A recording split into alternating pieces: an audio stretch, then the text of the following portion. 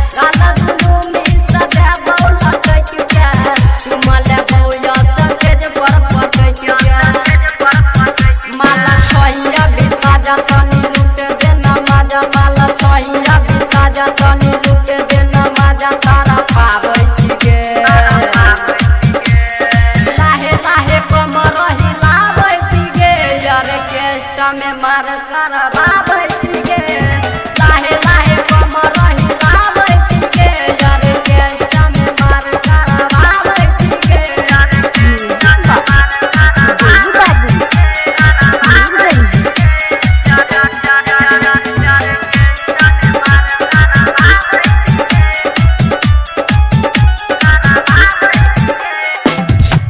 पागल देख के मिथुन जोगार के तो नमरी हजार गे मांगे छोराई तोर लक्ष्मण उधार गे देवी प्रियांशु क्या हो तो सुधार गे